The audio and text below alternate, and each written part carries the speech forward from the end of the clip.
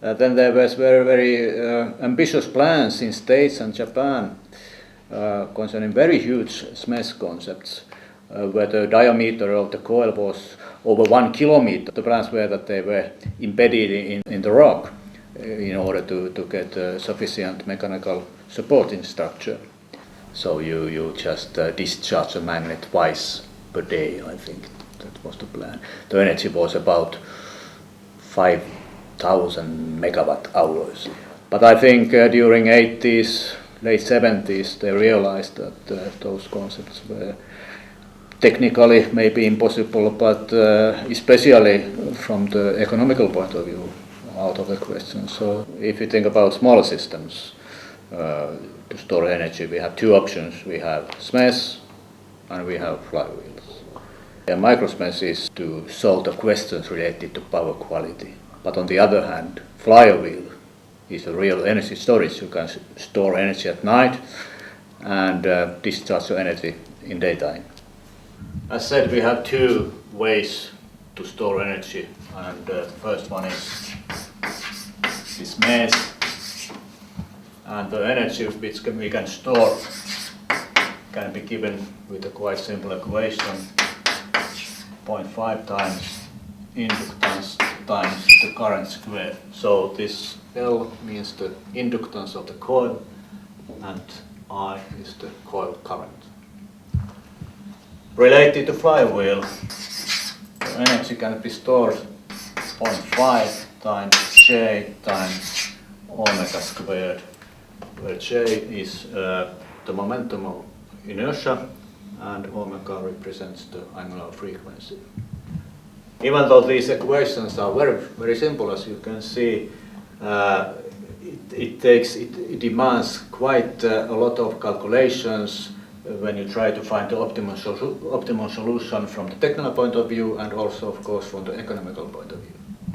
If you like to increase the energy in SMES, of course we can increase the current, but if you do so, it sets quite high demands for the conductor which we use. And it may be so that, for example, the costs of the conductor will become very high. The other method is to increase the inductance, but if we do so, we must have more turns in the coil, and if we have more turns, we have more conductor, and of course it increases, for example, the costs. So it is not so easy to weighten flywheel. Of course, we can rotate the system with much more higher speed, 50,000 rounds per minute.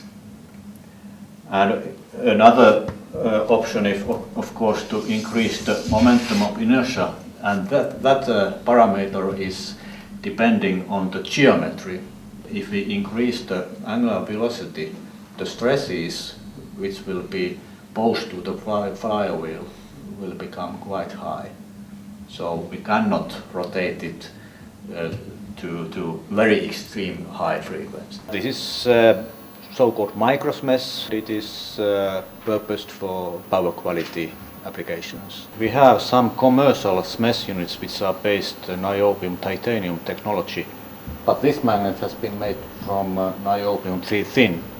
So that means that we don't have to cool it down with liquid helium, so we can use efficient cryocoolers which cool the magnet down to 10 K. Here you can see the cryocooler unit which goes down to the magnet. The cost of the magnet, 100,000 euros. Here you can see the SMES, superconducting energy storage. And here are the current terminals. There are two of them, from which the current is fed through the magnet. The magnet is consisting of 11 pancakes made of bismuth. In here we have HTS leads.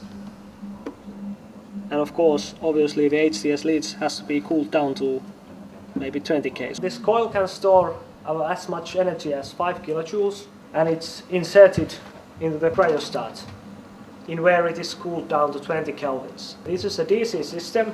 As you can see, there are plus and minus terminals in the top of the cryostat. The SMES to improve the energy quality.